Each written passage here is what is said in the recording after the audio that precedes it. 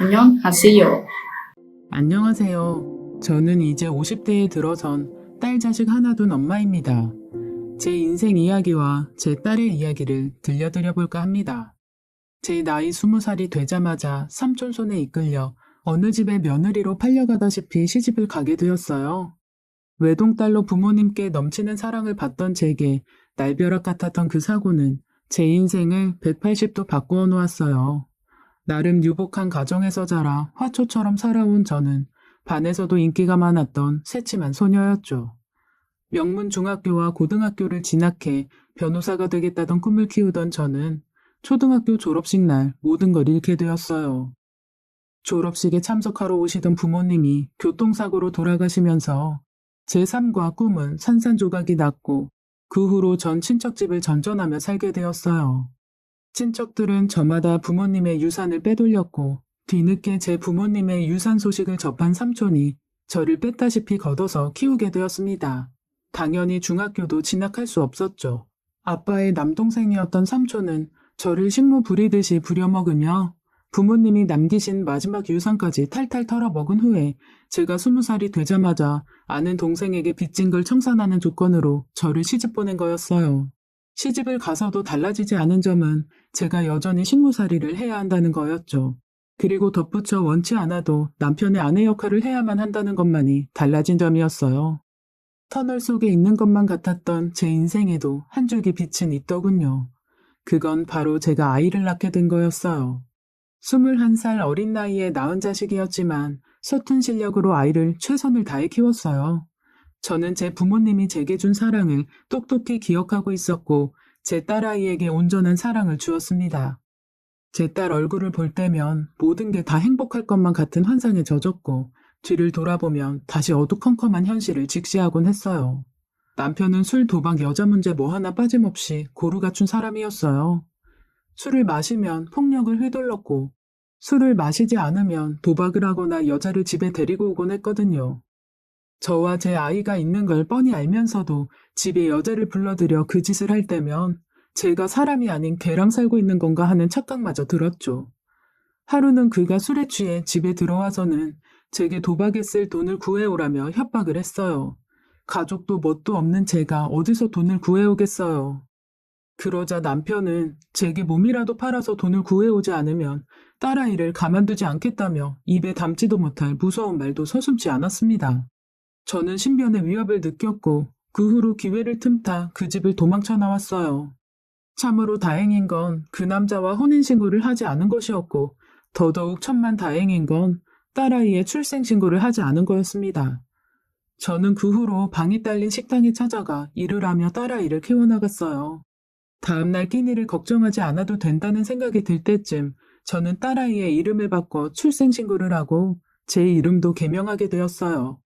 동사무소에서 등본을 떼던 날엔 새로운 인생을 찾아 새 출발하는 기분에 마음이 벅차 눈물도 났네요. 내 한 몸 희생하더라도 내 딸만큼은 행복하게 살게 해줘야겠다는 일념 하나로 정말 최선을 다해 아이를 키웠어요.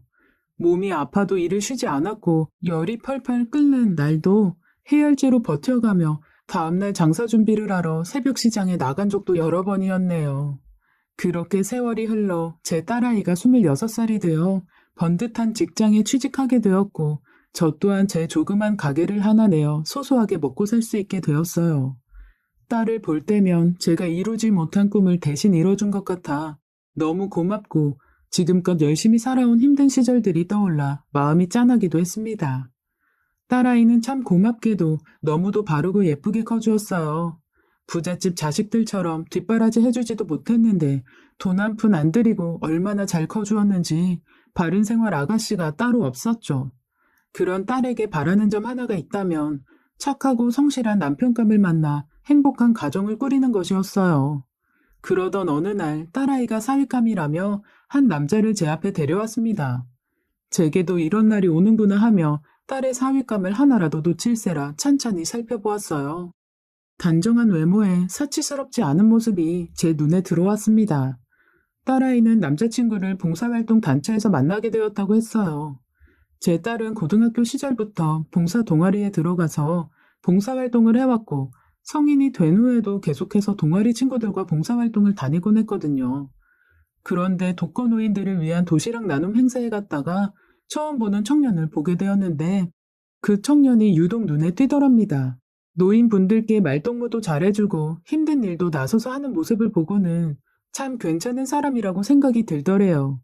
봉사활동을 마치고 단체로 식사를 하러 가게 되었다가 그 사람의 옆자리에 앉게 되어 이런저런 얘기를 나누다 보니 친해지게 되었고 이렇게 연이 닿았다고 하더군요. 딸아이가 말한 그 남자는 평소 행실이 바르고 주변 사람들에게도 무척 친절한 착한 사람이라고 했어요. 바른 생활 사나이라고 불릴 만큼 직장 내에서도 평이 좋은 사람이라고 하더군요. 다만 그 사람이 워낙 검소하고 절약하는 성격이라 평소 돈을 잘 쓰지 않는 것이 장점이자 단점이라고 했습니다. 딸의 말대로 참 알뜰한 사람이었어요. 딸아이의 남자친구가 저희 집에 처음 인사하러 온 날이었죠. 그의 잠바 주머니에 웬 비닐 장갑이 있길래 대신 버려주려고 했더니 아, 어머님, 그거 제가 집에 가서 쓰려고 넣어둔 거예요. 사실 아까 집에서 나올 때 음식 쓰레기 버릴 때 쓴 건데 한번 쓰고 버리기 아까워서 뒤집어서 보관했다가 집에서 다시 쓰려고요. 정훈 씨가 알뜰하다고 말로만 들었는데 정말 알뜰하네요. 웬만한 가정주부 저리 가라네요. 엄마, 내가 말했잖아. 정훈 씨 불 켜진 것도 다 끄고 다니고 안 쓰는 플러그도 다 뽑아놔. 게다가 월급의 90%는 적금 들어놓는 거 보면 완전 말 다 했지. 딸아이가 검소하고 알뜰한 남자를 사윗감으로 데려왔는데 저는 이게 좋은 건지 나쁜 건지 감이 안 오더라고요. 부지런히 모아서 집도 사고 애도 키우려면 알뜰하게 사는 게 맞긴 한데 한편으로 제 딸아이도 돈 한 푼 맘 편히 못 쓰며 살아야 한다는 생각에 걱정되는 마음도 있었어요. 하지만 자식 이기는 부모 없다고 딸아이는 오늘 데려온 남자친구를 제 남편감으로 이미 정했더라고요. 전 그렇게 못 이기는 척 딸아이를 시집 보내게 되었어요. 결혼을 하고서 한 달 정도는 딸아이의 남편 자랑이 계속되었어요. 남편이 얼마나 알뜰한지 제게 시시콜콜 이야기를 해주었죠. 그런데 그런 자랑도 한 달이 지나자 하소연으로 바뀌더군요. 결혼 후에 딸은 경대권을 모두 남편에게 맡기게 되었어요. 각자 월급의 80%는 저금을 하고 나머지 돈으로 공과금과 통신비, 보험금을 내고 나면 20만 원이 남는데 그걸 둘로 나눠 각자 용돈으로 10만 원씩 쓰자고 했다네요. 딸은 10만 원이 애들 용돈 수준이라며 투덜거렸지만 남편의 저축 의지를 꺾을 수가 없었대요. 결국 10만 원으로 사회생활을 하다 보니 동료들 모임에도 자주 빠지게 되고 커피 한 잔 사 먹을 돈이 없어 늘 궁상맞은 생활을 해야 했나 봐요. 회사에서 사람들이 고기 먹으러 가자고 하면 자기는 혼자서 몰래 나와 저렴한 밀가루 음식들만 사 먹는다고 하더라고요. 게다가 딸아이가 커피를 참 좋아했는데 지금은 용돈이 부족해서 커피 사 먹을 돈도 없어서 사람들이랑 잘 어울리지도 못한다며 제게 하소연을 하더라고요. 그런 딸이 안쓰러웠던 저는 제 돈으로 커피 쿠폰을 선물로 보내주곤 했어요. 그러던 어느 날 딸아이가 회사에서 하는 건강검진을 하게 됐고 검사 결과 철결핍성 빈혈에 걸린 사실을 알게 되었어요. 알고 보니 사위가 돈 아낀다고 고기를 안 사 먹여서 딸아이가 빈혈에 걸린 거였죠. 그런 딸이 주말에 저희 집에 와서 창백한 얼굴로 말을 하는데 안쓰러워 죽는 줄 알았네요. 그리고 주말에 사위를 집으로 불렀습니다. 사위는 고기를 구워주니 세상 행복해하며 고기를 와구와구 먹더군요. 박서방, 실은 내가 자네에게 할 말이 있네. 아무리 돈 아끼는 것도 좋지만 최소한의 쓸 것들은 좀 써야 하지 않겠나? 우리 혜연이 얼굴 좀 보게. 애가 이렇게 창백해질 때까지 고기도 못 먹게 하면 어쩌나? 장모님, 저희 사정 다 아시잖아요. 저희 돈 모아서 집 사려면 먹고 싶은 거 다 사 먹으면 돈 못 모아요. 그리고 혜연이 고기 먹이는 건 장모님 내서 이렇게 가끔씩 와서 먹으면 안 될까요? 저도 저희 부모님 댁에 가면 혜연이 먹게 고기 사달라고 할게요. 그래도 다 먹고 살자고 돈 버는 건데 자네가 신경 좀 쓰게. 솔직히 지들 잘 살자고 저러는 건데 제가 더 이상 할 말이 없더라고요. 그렇게 몇 주가 지나 다시 딸아이를 만났는데 혈색이 좀 돌아왔더라고요. 그래서 딸에게 요즘 사위가 고기 좀 잘 사주냐 물으니 엄마, 박서방 그 구두쇠 얘긴 하지도 마. 나도 내 살 길 내가 찾아야지. 안 그러면 이러다 쓰러져 죽을 것 같아서 아르바이트 시작했어. 나도 비상금 좀 만들어야지. 그래? 잘했다, 잘했어. 근데 너무 힘들게 일하는 거 아니야? 회사 일도 바쁠 텐데. 그래서 무슨 아르바이트 하는데? 아니, 뭐, 그냥 알바. 있어. 힘든 거 아니니까 걱정하지 말고. 무슨 알바인데 얘가 말도 못해? 너 설마 이상한 알바 하는 거 아니야? 아니야, 그런 거. 날 뭘로 보고? 딸아이는 대충 얼버무리고는 이제 가봐야겠다며 집으로 갔어요. 젊은 것들이 아껴가며 참 열심히도 산다 생각하던 어느 날, 박서방이 저희 집에 다짜고짜 쳐들어와서는 제 딸아이를 찾더라고요. 장모님, 혹시 혜연이 못 보셨어요? 요즘 계속 주말에 나가는데 혹시 여기 왔나 해서요. 혜연이를 왜 우리 집에 와서 찾나? 장모님, 요즘 혜연이 좀 이상하지 않았어요? 요새 나가면 자꾸 몇 시간씩 연락이 안 돼요. 글쎄, 모르겠네. 내가 한번 연락해 봄세. 수십 번을 전화한 후에야 딸아이와 통화가 되었어요. 제가 하도 많이 전화를 해서 딸도 걱정이 되었는지 놀란 목소리로 무슨 일이냐고 하더군요. 전 딸에게 어디냐고 물었고 딸이 말한 장소로 가게 되었어요. 사위와 함께 도착한 그곳은 소위 말하는 부잣집 동네였어요. 어느 한 전원주택에서 딸아이가 나오는데 흰 봉투를 들고 나오더군요. 사위는 딸에게로 달려가 흰 봉투를 낚아채서는 얼른 봉투를 확인하더라고요. 당신, 이거 뭐야? 무슨 돈이 이렇게 많아? 왜 이래? 이리 내놔. 이거 내가 알바한 돈이야. 알바? 이 집에서 당신이 무슨 알바를 했는데? 엄마는 왜 정훈 씨까지 데리고 왔어? 이 돈이 어떤 돈인 줄 뻔히 알면서. 미안하다. 난 그냥 네가 걱정돼서. 그나저나 네가 여기서 무슨 알바를 한 거야? 아, 말하기 싫었는데. 나 사모님들 그림 그리는데 누드 모델 알바한 거야. 나라고 뭐 하고 싶어서 한 줄 알아? 용돈은 10만 원밖에 안 되지. 하루하루 쪼들리지. 저번엔 감기 걸렸는데 약 사 먹을 돈도 없어서 생으로 버텼다고. 그러니까 당신 그 돈은 내놔. 저는 딸이 누드 모델을 한다는 말에 가슴이 반쯤 내려앉은 기분이었어요. 돈을 적게 버는 것도 아닌데 알뜰한 사위 때문에 이렇게 부끄러움도 내려놓고 살아야 하는 딸 처지가 속상해 눈물이 날 지경이었죠. 그런데 사위가 하는 말에 경악을 금치 못했네요. 당신, 정말 잘했어. 너무 기특해. 이 알바 완전 좋다.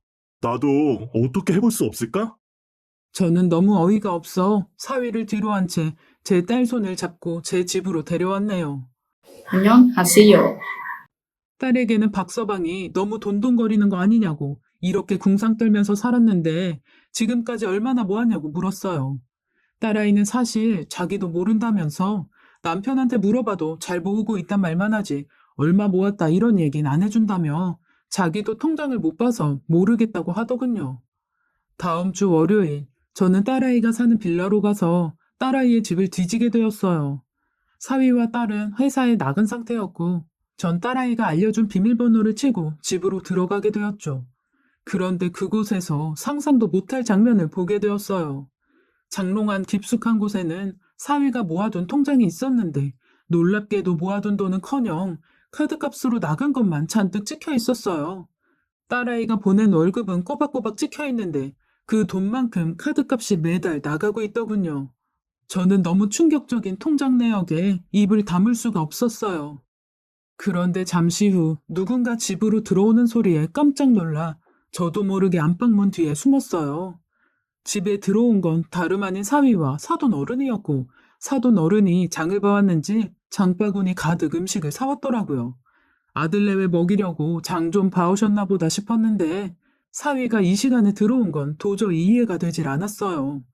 회사에서 일하고 있을 시간이었고 딸아이 말로도 아침에 분명 출근을 했다고 했었거든요. 하지만 잠시 후 저 모든 사건의 진상을 알게 되었죠. 우리 아들 얼른 먹어. 네 마누라 없을 때 다 먹고 치우려면 시간 없다. 알았어, 엄마. 그나저나, 엄마, 내가 준 카드는 잘 쓰고 있지? 그럼 네 덕에 엄마 요새 돈 걱정 없이 살잖아. 그동안 돈 없어서 집에만 있었는데 요즘은 친구들도 만나고 한턱 쏘면서 사니까 아주 살맛나. 그러게 내가 뭘 했어. 봉사활동하는 곳에 착한 애들 많다고 했잖아. 이런 애들이 말도 잘 듣고 속이기도 쉽다니까. 이거야말로 완전 누워서 떡 먹기지. 결혼하길 잘했지? 나도 일 안 하고 편히 쉬고 얼마나 좋아.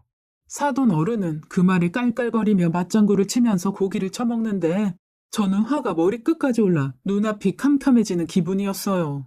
저는 딸에게 문자로 회사 끝나는 대로 당장 신혼집으로 오라고 했고 안방문을 발로 박차고 나가 그들이 먹는 고기판을 뒤집어 엎어버렸어요. 야, 이 나쁜 놈들아. 그동안 우리 혜연이 등골 빼먹고 니들은 여기서 희희낙낙 고기 뜯어먹고 있냐? 우리 딸은 고기 못 먹어서 옷까지 벗어가며 알바하고 들어오는데 박서방, 자네는 고기가 목구멍으로 들어가나? 자네가 어쩜 이럴 수가 있어? 깜짝 놀라는 것도 잠시 그놈과 그 옆편네는 아주 당당하게도 말하더군요. 이보세요, 사돈. 주인도 없는 집에 와서 이게 무슨 행패예요? 나 정도 교양 있는 사람이니까 그냥 넘어가지. 안 그랬으면 무단침입으로 당장 신고했어요. 이보세요, 아줌마. 어디다 대고 교양 운운이야? 당신은 교양 있는 사람이라 당신 아들이랑 짜고 내 딸 돈 나오는 기계 취급했어? 잔말 말고 내 딸이 지금까지 벌어온 월급 다 내놔. 장모님, 오해세요. 엄마랑은 편히 말한다고 그렇게 말한 거고, 사실 제가 지난달부터 실직해서 그렇게 된 거예요. 실직 좋아하네. 내가 자네 통장 내 눈으로 똑똑히 봤어. 자네 결혼하고 2달 있다가 그만뒀잖아. 내 말이 틀려? 바로 그때 제 딸아이가 들어와 이 상황을 모두 듣게 되었고 딸아이는 충격을 받았는지 복통을 호소하며 쓰러지게 되었어요. 나중에 알고 보니 딸아이가 오늘 하루 종일 배가 아팠는데 제 문자를 보고 반차를 쓰고 온 거였죠. 저는 딸아이가 쓰러지는 통에 그들과 싸움을 멈추고 구급차를 불렀어요. 사위도 구급차를 타고 함께 병원으로 향했습니다. 딸아이는 급성 맹장으로 입원을 해야 되는 상황이었어요. 병원에 도착 후 저는 사위에게 입원 수속을 밟고 오라고 했는데 사위의 다음 행동에 모든 정내미가 떨어지게 되었죠.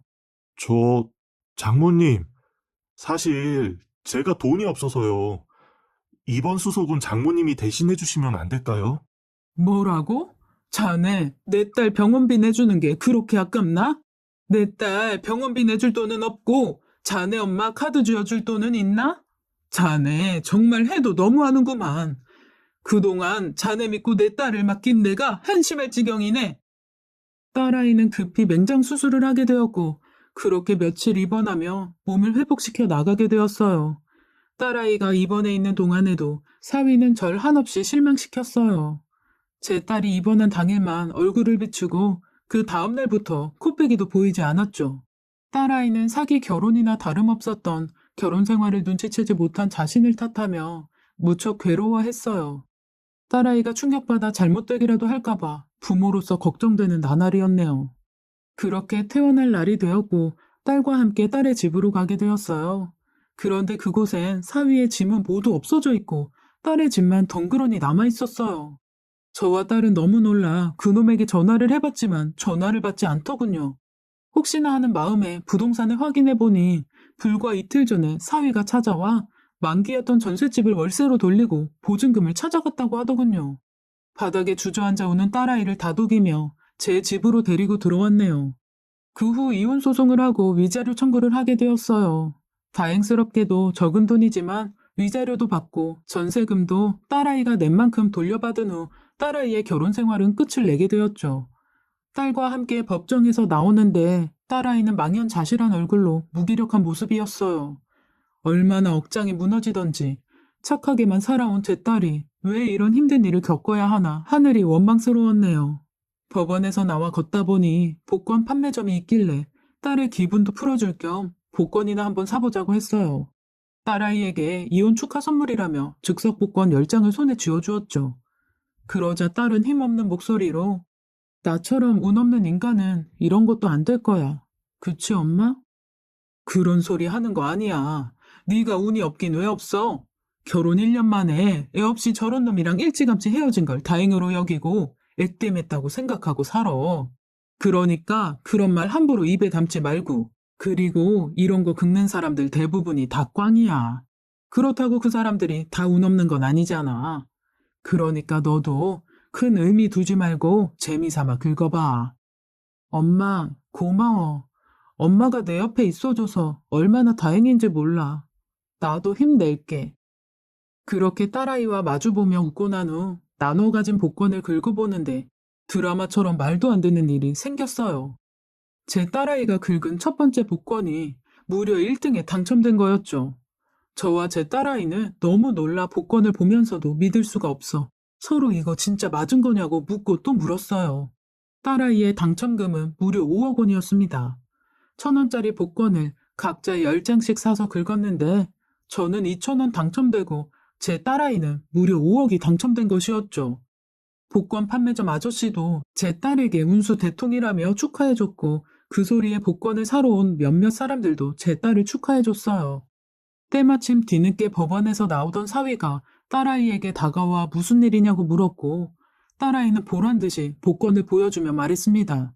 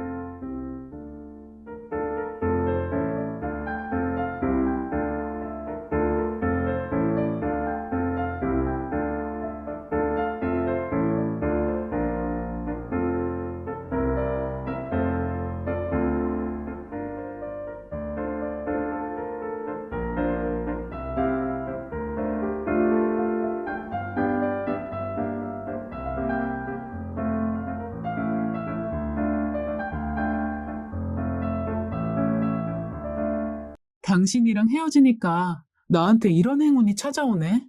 5억이면 내가 수십 년을 모아야 버는 돈인데 나랑 헤어져줘서 정말 고맙다. 그놈은 딸아이가 들고 있는 복권을 보자 눈빛이 변했고 약간 돈에 홀린 듯한 무서운 얼굴로 제 딸아이에게 다시 잘해보면 안 되겠냐며 매달리더군요. 여보, 내가 다 잘못했어. 내가 이제 당신 용돈 제대로 줄게. 그래. 큰맘 먹고 30. 아니, 그냥 자기가 통장 관리해. 우리 다시 합치면 안 될까? 뭐라고? 당신 제정신이 아니구나.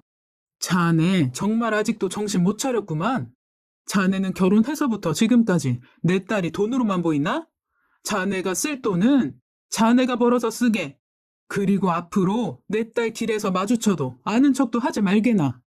저는 그놈에게 따끔하게 한마디 한 후 딸아이의 손을 잡고 뒤돌아 쌩하고 집으로 돌아왔네요. 그 후로 그놈은 딸네 집에 찾아와 다시 잘해보자고 했고 저와 딸은 빌라릴라와 다른 동네 아파트로 이사를 했습니다.